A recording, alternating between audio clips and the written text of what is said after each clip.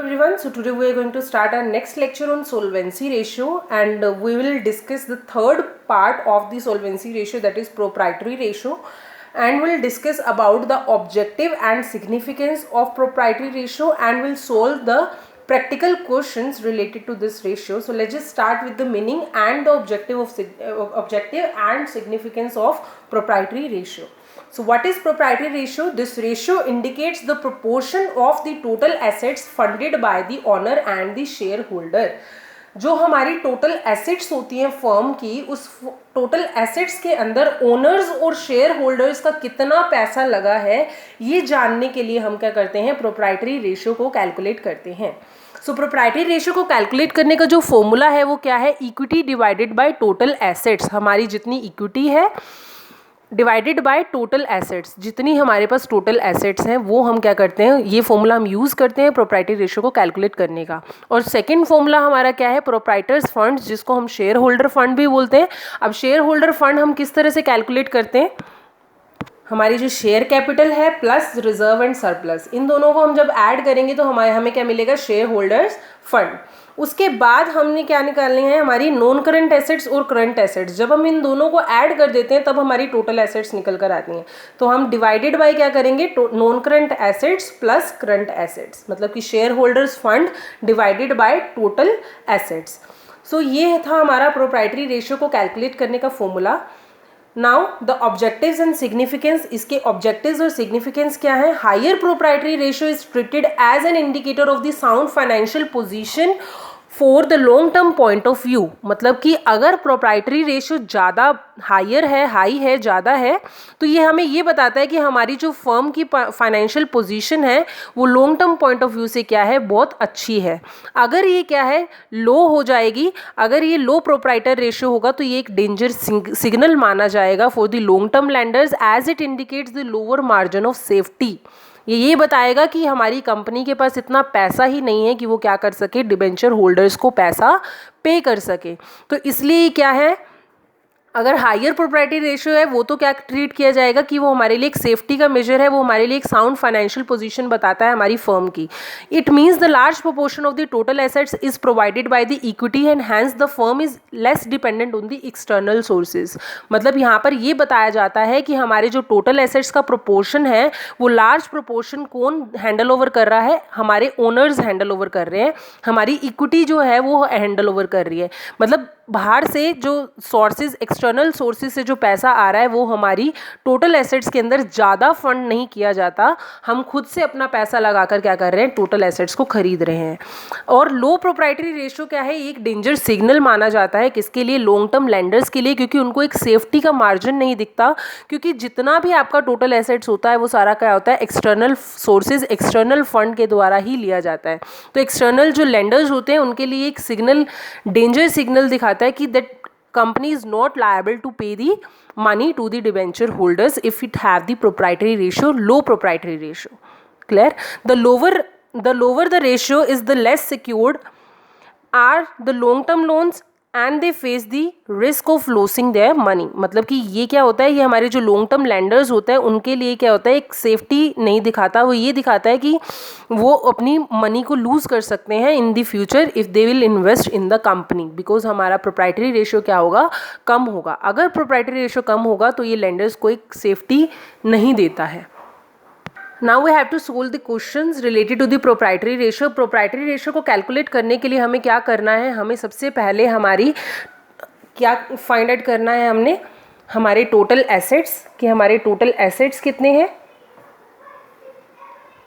And share holders fund.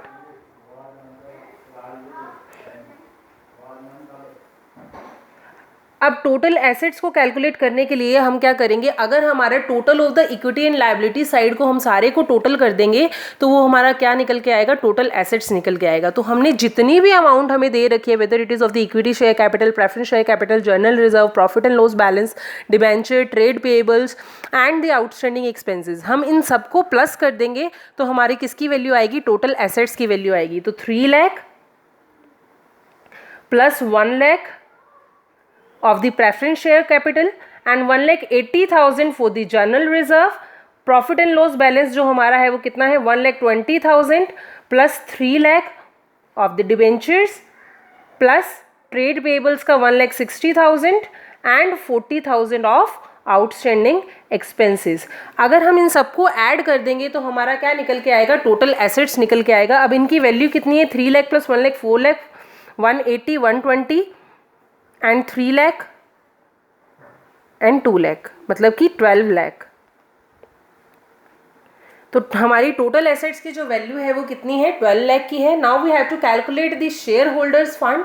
For the share holders fund we want the equity share capital, preference share capital और जो भी हमारा reserve and surplus जो भी हमारा बच जाता है, जैसे कि प्रॉफिट एंड लॉस का बैलेंस हो गया और जनरल रिजर्व हो गया। तो ये चारों आइटम्स हमारी क्या कंसीडर की जाएंगी, शेयर होल्डर्स फंड कंसीडर की जाएंगी। क्या क्या, equity share capital, preference share capital plus general reserve plus profit and loss का बैलेंस। तो हमारी वैल्यू क्या क्या है, 3 lakh plus 1 lakh plus 1,80,000 plus 1,20,000। तो हमारा इसका टोटल कितना होगा, 3 lakh plus 1 lakh 4 lakh, 4 lakh plus 3 lakh is 7 lakh. तो हमारे पास अब दोनों चीज़ों की वैल्यू आ गई है, शेयर होल्डर्स फंड की भी वैल्यू आ गई है जिसको हम इक्विटी भी बोलते हैं, और हमारा जो टोटल एसेट्स है उसकी भी वैल्यू आ गई है। तो हमारा जो प्रोप्राइटरी रेशियो जो है उसका फॉर्मूला क्या है, is equals to equity divided by total assets. हमारी इक्विटी कितने की है, 7 लाख और हमारा टोटल एसेट्स कितने का है, 12 लाख। और तो हमारी प्रोप्राइटरी रेशियो जो है वो कितनी आएगी, 0.58:1।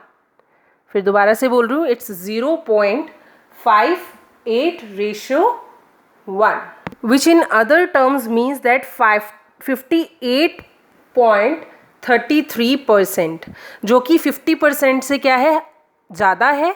अगर ये 50% से ज़्यादा है इट मीन्स हमारा जो प्रोप्राइटरी रेशो है वो क्या है, साउंड है। क्यों, क्योंकि ये क्या है, 50% से ज़्यादा है।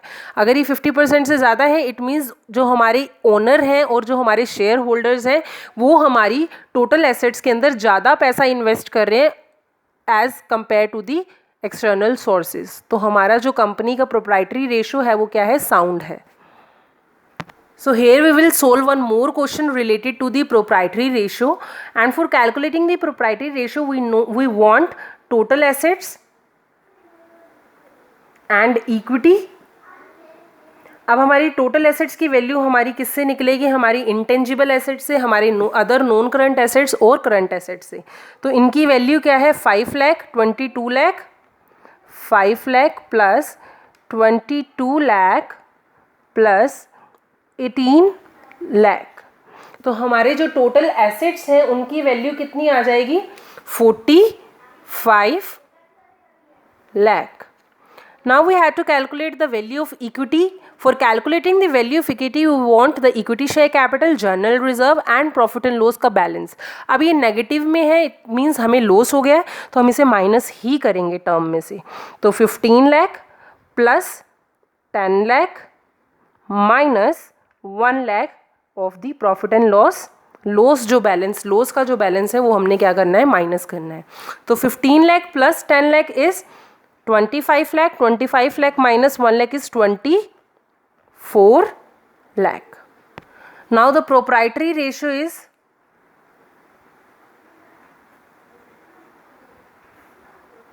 Equity divided by total assets.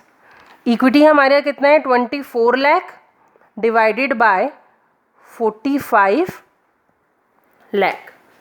तो अब इसका जो वैल्यू आएगा वो कितना आएगा, 0.5333:1।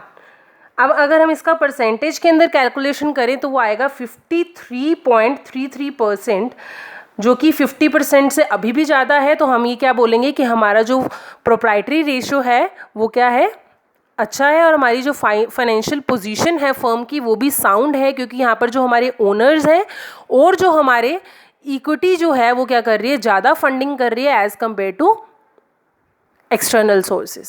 That's it. Thank you so much.